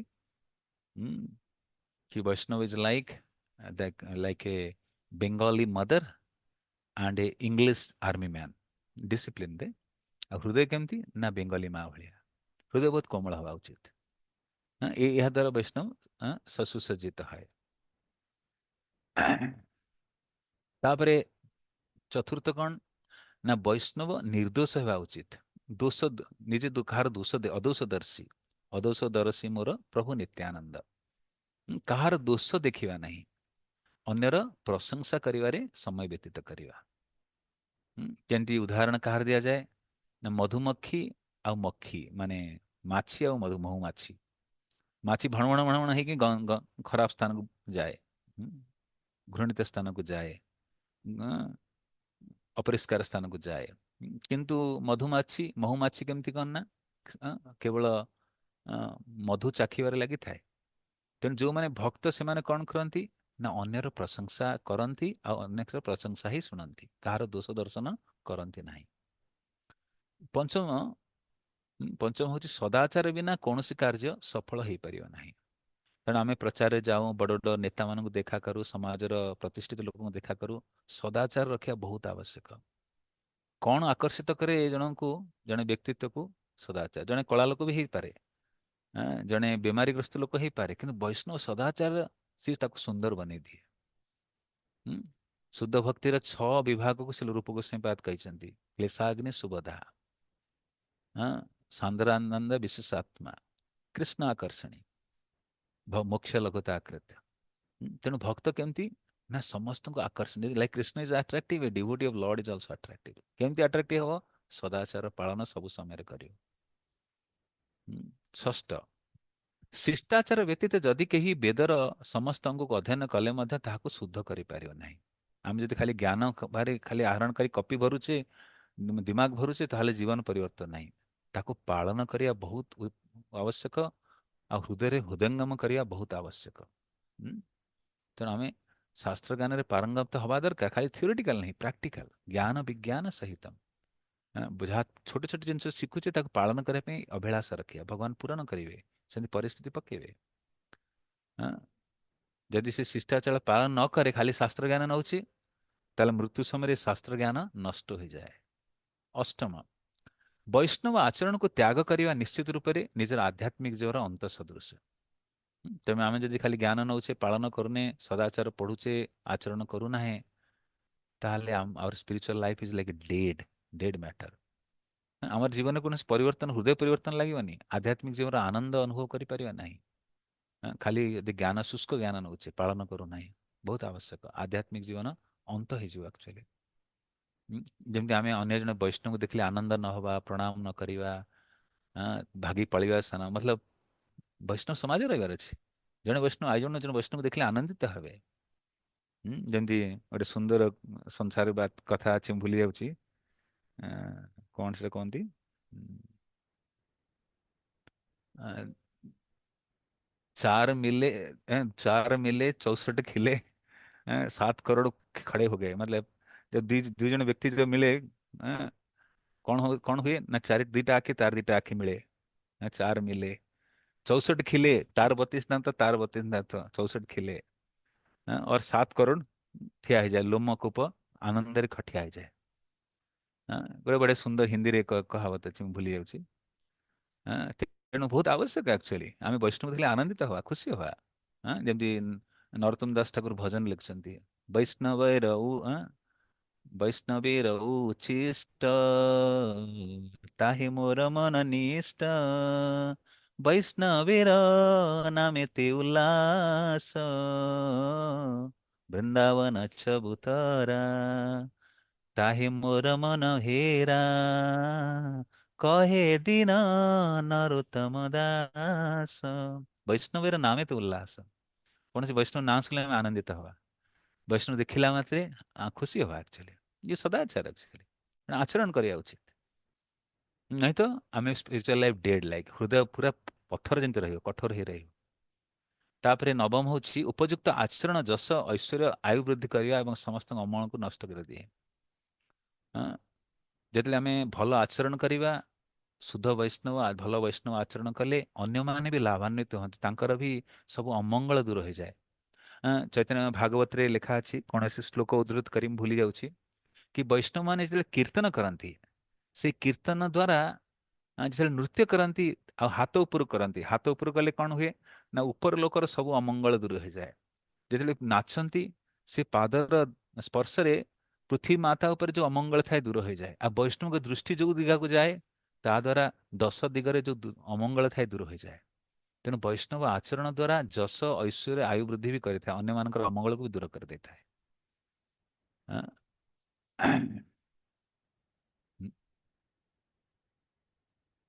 ତେଣୁ ପ୍ରଭୁପାଦଙ୍କୁ ପଚରାଗଲା କି ପ୍ରଭୁପାଦ ଜଣେ ବୈଷ୍ଣବ କେମିତି ଚିହ୍ନିବା? ତ ପ୍ରଭୁପାଦ, ବୈଷ୍ଣବ ଇଜ ଲାଇକ୍ ଏ ଜେଣ୍ଟଲମ୍ୟାନ, ସଭ୍ୟ ବ୍ୟକ୍ତି, କଲଚର୍ଡ ମ୍ୟାନ। ସଂସାରରେ ସବୁ ଲୋକ ଅନସିଭିଲାଇଜ ରହୁଛନ୍ତି, ଅନାର୍ୟ। ବୈଷ୍ଣବ ଇଜ ଆର୍ୟ, ଲାଇକ୍ ଆର୍ୟ ବ୍ୟକ୍ତି, ଜେଣ୍ଟଲମ୍ୟାନ। ତ ପ୍ରଭୁପାଦଙ୍କ ଆନ୍ଦୋଳନ ଯୋଉମାନେ ଯୋଡ଼ିଛନ୍ତି, ଦେ ଆର୍ like ଜେଣ୍ଟଲମ୍ୟାନ୍ସ। There are a lot of gentlemen in Prabhupada. So all of you, those who are practicing, ଯୋଉମାନେ ଭକ୍ତି ଅନୁଶୀଳନ କରୁଛନ୍ତି, they are all gentlemen actually. ଆମେ ଏକ ଆଦର୍ଶ ଭକ୍ତ, ଆଦର୍ଶ ନାଗରିକ ବନିବା, ଭାରତର ପାଇଁ ବି ଗୌରବାନ୍ୱିତ, ଆମର ପରିବାର ପାଇଁ, ବଂଶ ପାଇଁ ବି ଗୌରବାନ୍ୱିତ, ଆମେ ଯଦି ସଦାଚାର ପାଳନ କରିବା। ତେଣୁ ବୈଷ୍ଣବ କେମିତି ଚିହ୍ନିବା? ବୈଷ୍ଣବ ଇଜ ଏ ଟ୍ରୁ ଜେଣ୍ଟଲମ୍ୟାନ। ସେ ଜଣେ ସଭ୍ୟ ବ୍ୟକ୍ତି, ସିଭିଲାଇଜଡ ପର୍ସନ ଆକ୍ଚୁଆଲି। ସଂସାରରେ ଲୋକ ସବୁ ଗନ୍ଧା ମନ୍ଦା ହେଇ ରହୁଛନ୍ତି, ଦାଢି କାଟୁ ନାହାନ୍ତି, ବୈଷ୍ଣବ କ୍ଲିନଲିନେସ୍, ଅଲ୍ ଦ କ୍ୱାଲିଟିଜ। ଯୋଉଠି ରହୁଛି ସେ ଜାଗା ସ୍ୱଚ୍ଛ, ନିଜର କପଡ଼ା ସ୍ୱଚ୍ଛ, ଭଲେ ଆମେ ବହୁତ ମହଙ୍ଗା ପିନ୍ଧିବାନି କିନ୍ତୁ କପଡ଼ା ସ୍ୱଚ୍ଛ, ବିଚାରଧାରା ସ୍ୱଚ୍ଛ, ଯୋଉଠି ଯିବ ସେ ସ୍ଥାନକୁ ପରିବର୍ତ୍ତନ କରିବ। ଇଏ ହଉଛି ବୈଷ୍ଣବ ଆକ୍ଚୁଆଲି, ଯାହାର ଉପସ୍ଥିତିରେ ସଂସାରରେ କଲ୍ୟାଣ ହୁଏ। ଯାହାକୁ ଦେଖିଲା ମାତ୍ରେ ଲୋକଙ୍କୁ କୃଷ୍ଣଙ୍କ ସ୍ମରଣ ଆସେ। ସତ୍ୟରାଜ ଖାନ ମହାପ୍ରଭୁଙ୍କୁ ପଚାରିଲେ ପୁରୀ, କେମିତି ମୁଁ ଚିହ୍ନି ବୈଷ୍ଣବ? ଯାହାର ମୁଖରେ କୃଷ୍ଣ ନାମ ଅଛି ସେ ହଉଛି ବୈଷ୍ଣବ। ଯେ ନିରନ୍ତର କୃଷ୍ଣ ନାମ ନଉଛି ସିଏ ହଉଛି ବୈଷ୍ଣବ। ତାପରେ ତୃତୀୟ ଥର କହିଲେ ସିଏ ହଉଛି ବୈଷ୍ଣବ ଯାହାକୁ ଦେଖିଲା ମାତ୍ରେ ଅନ୍ୟ କୃଷ୍ଣ ନାମ ଉଚ୍ଚାରଣ କରେ। ତେଣୁ ଆମେ ମହାନ ଆନ୍ଦୋଳନ ଯୋଡ଼ି ରହିଛେ। ଆମେ ଯଦି ଏଇ ଉମ୍, ଉମ୍, ସବୁ ବହୁତ ଅମୂଲ୍ୟ ଏଇ ଶିକ୍ଷା ଗୁଡିକୁ ପାଳନ କରିବା, ସଦାଚାର ପାଳନ କରିବା, ଆମର ବି କଲ୍ୟାଣ ହବ, ମଙ୍ଗଳ ହବ। ଆମେ ପ୍ରଭୁପାଦଙ୍କର ସେବା, ମହାପ୍ରଭୁଙ୍କର ସେବା, ପୂର୍ବବର୍ତ୍ତୀ ଆଚାର୍ଯ୍ୟଙ୍କର ଯୋଉ ଧାରାରେ ଆମେ ସେବା କରିପାରିବା, ଆମ ନିଜକୁ ବି ସାର୍ଥକ କରିବା, ଜନ୍ମ ସାର୍ଥକ କରି ପରୋପକାର କାର୍ଯ୍ୟରେ ଲାଗିପାରିବା। ତେଣୁ ବହୁତ ଆବଶ୍ୟକ। ମୁଁ ଯୋଉ ସିଦ୍ଧାନ୍ତ କହିଥିଲି ତିନିଟା ପ୍ରିନ୍ସିପଲ, ଟ୍ରେନିଂ, ଦେନ୍ ଡିଭୋସନ, ଦେନ୍ କଲଚର। ଏହା ଦ୍ୱାରା ଆମର ଧୀରେ ଧୀରେ ପ୍ରଗତି ହବ। ମୁଁ ଆଜି ପାଇଁ ଏଇଠି ରଖିବି। ଆଉ କିଛି କିଛି ପ୍ରଶ୍ନ ଥିଲେ କହିପାରିବେ। ଆଉ 10 ମିନିଟ୍ ଅଛି, 7-8 ମିନିଟ୍ ଅଛି। ଆଉ କିଛି କାହାର ଯଦି ପ୍ରଶ୍ନ ଥାଇପାରେ କହିପାରିବେ।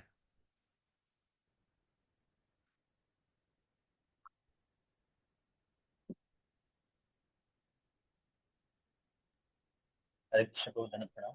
धन्यवाद। तो ଏଠି ମନ୍ଦିରର ଶୀଘ୍ର ଉନ୍ନତି ପାଇଁ ଗୋଟେ ପଏଣ୍ଟ କୁହାଗଲା ଯେ ଭଗବାନଙ୍କର ହାଇ କ୍ଲାସ ସେବା। ନେକ୍ସଟ ପଏଣ୍ଟ ଦେଖନ୍ତୁ, କଣ କହିଲେ, କଣ କହିଲେ, ଦୁବାରା କହିଲେ? ମନ୍ଦିରର ଶୀଘ୍ର ଡେଭଲପମେଣ୍ଟ ପାଇଁ ଫାଷ୍ଟ ମାନେ ଦିଟା ଜିନିଷ କୁହାଗଲା କି ଫାଷ୍ଟ ହେଲା କି ବିଗ୍ରହଙ୍କର ହାଇ କ୍ଲାସ ସେବା। ହଁ। ନେକ୍ସଟ ଆଉ ସେକେଣ୍ଡ ହଉଛି ହରିନାମ ସଂକୀର୍ତ୍ତନ। ଭାରତୀୟ ଲୋକ ଆଦର ବହୁତ ଆକର୍ଷିତ ହୁଅନ୍ତି। ଅ, ପ୍ରବଚନ ବୁଝିବା ସମସ୍ତଙ୍କର ସ୍ତରରେ ନାହିଁ, ପ୍ରବଚନ ବୁଝିପାରିବେ। କିନ୍ତୁ ଦୁଇଟି, ଆଉ ତାର ପଛରେ ଗୋଟେ ଜିନିଷ ହଉଛି ସଦାଚରଣ। ସଦାଚରଣ, ଲୋକମାନେ ଯେତେବେଳେ ମନ୍ଦିରକୁ ଆସନ୍ତି କଣ ଅନୁଭବ କରନ୍ତି? ଏଠି ଯୋଉ ଲୋକମାନେ ରହୁଛନ୍ତି ବହୁତ ବଢିଆ। ସଂସାର ଲୋକମାନେ କଷ୍ଟ ତ ହୃଦୟ ଦେଇ ଯାଉଛନ୍ତି, ତାଙ୍କର କଷ୍ଟ ଶୁଣିବାକୁ କେହି ଲୋକ ନାହାନ୍ତି। ଆଉ ଆପଣମାନେ ଯେମିତି ସମୟ ଦିଅନ୍ତି ତାଙ୍କୁ, ନା କେୟାର କରନ୍ତି, ସେ ନିଜ ହୃଦୟରେ ସବୁ ଖୋଲି କହିପାରନ୍ତି, ତାଙ୍କ ହୃଦୟରେ ଉପଶମ ହେଇଯାଏ। ଯେମିତି କୁହାଯାଏ ଲହ ମାତ୍ର ସାଧୁ ସଙ୍ଗ ସର୍ବସିଦ୍ଧି ହଏ। ଆଜିକାଲି ପାରିବାରିକ ଜୀବନରେ କେହି କାହା ପାଖରେ ସମୟ ନାହିଁ। ବହୁତ ଲୋକ ହୃଦୟ ପୀଡା ନେଇ ଅତି ସମୟ ବ୍ୟତୀତ କରୁଛନ୍ତି। କାହାକୁ କହିବେ? ଆଜିକାଲି ବନ୍ଧୁ ବାନ୍ଧବ ବି ଘରକୁ ଆସିବା ବନ୍ଦ କରିଦେଲେଣି। କାହାକୁ କହିବେ? ତେଣୁ ସେମାନେ ଯେ ମନ୍ଦିର ଆସନ୍ତି ଆଉ ଭକ୍ତଙ୍କ ମେଳରେ ବସନ୍ତି, ତାଙ୍କୁ ବହୁତ ଆନନ୍ଦ ଲାଗେ। ଭକ୍ତମାନେ ଭଲ ଉପଦେଶ ଦିଅନ୍ତି, ତାଙ୍କ ହୃଦୟ କଥା ଶୁଣନ୍ତି, ତାଙ୍କୁ ସଠିକ ମାର୍ଗ ଦିଅନ୍ତି, ତା ଦେହରେ ବହୁତ ଉପକୃତ ଉପଶମ ହୁଅନ୍ତି ତାଙ୍କର ବିମାରେ। ତେଣୁ ଭକ୍ତ, ପ୍ରଭୁପାଦ ଥରେ ପ୍ରଶ୍ନ କଲେ ପ୍ରଭୁପାଦଙ୍କ ଶିଷ୍ୟମାନେ, ଯେତେବେଳେ ଲସ୍ ଆଞ୍ଜେଲେସ୍ ସରି ୱେଷ୍ଟ ଭର୍ଜିନିଆରେ ନ୍ୟୁ ବୃନ୍ଦାବନ ଟେମ୍ପଲ ହଉଥିଲା, ସବୁ ଭକ୍ତମାନେ ପଚାରିଲେ, ପ୍ରଭୁପାଦ ମନ୍ଦିର ତ ନିର୍ମାଣ ହେଇଗଲାଣି, ଆଗକୁ କେମିତି କଣ ସଜେଇବେ? ତେଣୁ ପ୍ରଭୁପାଦ କହିଲେ, ମନ୍ଦିରର ଅଶ୍ଲି ଶୋଭା ହଉଛନ୍ତି ଭକ୍ତମାନେ। ଏଇ ଭକ୍ତମାନେ ହିଁ ଯେ ଅଶ୍ଲି ମନ୍ଦିରର ଶୋଭା ବଢାନ୍ତି। ଆକ୍ଚୁଆଲି ଖାଲି ମନ୍ଦିର ସଂସାରରେ ବହୁତ ଅଛି। କେମିତି ଭକ୍ତ? ବହୁତ ଆଦର୍ଶ ଭକ୍ତ, ଯାହାକୁ ଲୋକ ଦେଖିଲେ ଆନନ୍ଦିତ, ଯାହାର ଗୋଟିଏ ମୁହୂର୍ତ୍ତ ସଙ୍ଗ ଲାଭରେ ଲୋକ ଆନନ୍ଦିତ ଅନୁଭବ କରନ୍ତି। ତେଣୁ ଆମକୁ ସେଇଭଳିଆ ଭକ୍ତ ହବାର ଅଛି। ଅନ୍ୟର ଦୁଃଖ, ବୈଷ୍ଣବ ପର ଦୁଃଖେ ଦୁଃଖୀ।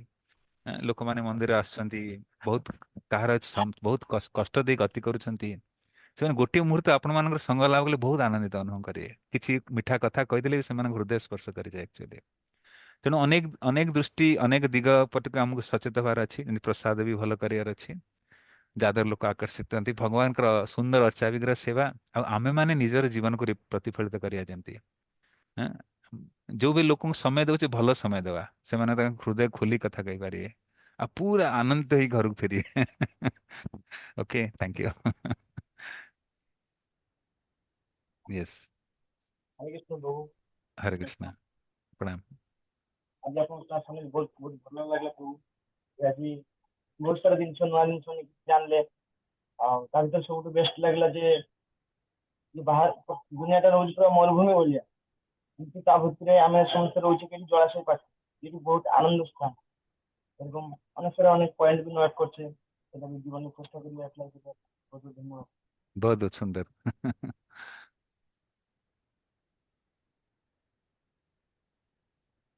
ଠିକ ଅଛି ପ୍ରଭୁଜୀ। ଚୈତନ୍ୟ ଚନ୍ଦ୍ର ପ୍ରସାଦ ପ୍ରଭୁ। ମୋର ଗୋଟେ କ୍ୱେଶ୍ଚନ ଥିଲା। ଆଜ୍ଞା, ଆଜ୍ଞା, ଇକୋ ହଉଛି କାହିଁକି?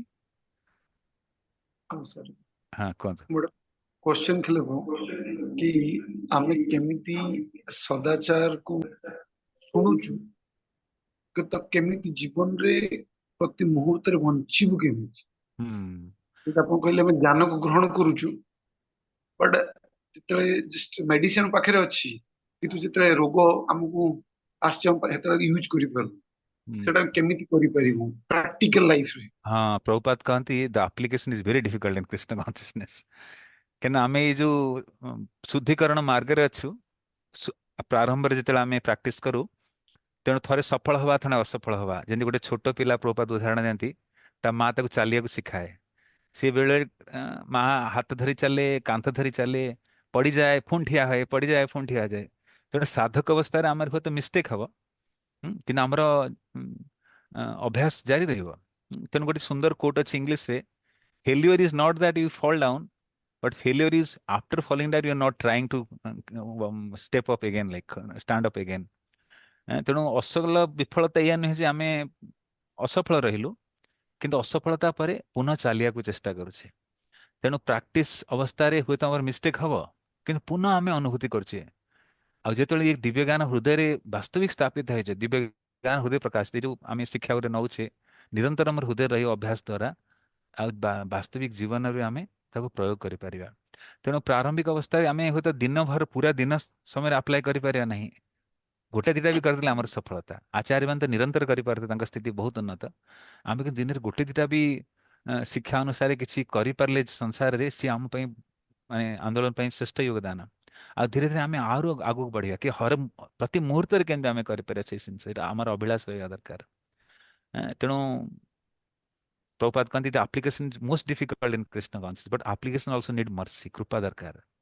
तेणु आम से गुरु वैष्णव को प्रार्थना करें जे आमको शिक्षा दौरान कि तांकर कृपा रहिले आम से जिन अप्लाई भी करें bhakti is path of mercy हाँ every step of bhakti needs mercy भक्ति कृपार मार्ग hearing needs mercy apply after hearing need mercy get realisation also need mercy सब जिन कृपा उपर आधारित हाँ तेणु आम से आचार्य को प्रभुपाद शरण रहिले प्रभुपाद स्मरण कले आम गुरुजन को स्मरण कले परम पूज्य जयप्रताप महाराज गोपाल कृष्ण महाराज जी प्रभुपाद अनुयायीगण तांको कनेक्शन रहिले आमे भी तांको भले आमे किछि किछि करि पारे एक्चुअली ये हଉଛି रहस्य आउ किछि नाही भजन रहस्य आमे सेही मान पदांक अनुसरण କରିବାକୁ चेष्टा करूछे ठीक अछि प्रभु थैंक यू प्रभु ଆପଣଙ୍କର ଯାହା कृपा रही बोले आज कम से कम ଆମେ ବସି କିଛି एटलिस्ट जहाँ किसी मरुभूमि रे वर्षा हवा ये रही आगामी रविवार सुंदर श्याम प्रभु आछुंदी पुणे अच्छा तो ओके आमे तो आमे अपन फिजिकल अपीयरेंस शरीर केबे केबे हो सेटा खाली पुरी रो आछुंदी रथरे आसी प्रभु ओडिसा ना रथरे प्लान नहीं बोधे प्लान नहीं हमर द्वारका ना प्रसाद डिस्ट्रीब्यूशन करिवो कुंभ रे प्रसाद डिस्ट्रीब्यूट करथिला पुरी रे आगे भी प्रतिदिन 8 लाख 10 लाख लोक प्रसाद 4 लाख ना 5 लाख फिगर मोर मन नहीं सेठी प्रसाद डिस्ट्रीब्यूशन हो कैंप लागी गलानी रथ यात्रा समय ପାଇଁ मुगल अपन आसी कि मोर किछि वर्तमान डिसाइड हेनी जदि मंदिर किछि आदेश आसीओ नले मु भाबी नै जाय आसी पारे नॉट श्योर प्रभु जदि आसी ताहले गोटे दिन नाम पई निहाती प्लीज चेष्टा रखिए करिए कौन कृष्ण जदि चाहुचंती प्लान जदि ओडिसा प्लान हला तो प्लीज तो अपन शेड्यूल रे हम पई एटी रखिए जरूर जरूर आपण मुख्य स्थान महाप्रभु मुख्य स्थान आसे पड़ियो ठीक छो तो प्रभु जी को धन्यवाद दवा समस्त हरे कृष्ण मंत्र के हरे कृष्णा हरे कृष्णा कृष्णा कृष्णा हरे हरे राम जय श्री राम नारायण प्रभु की जय जय जय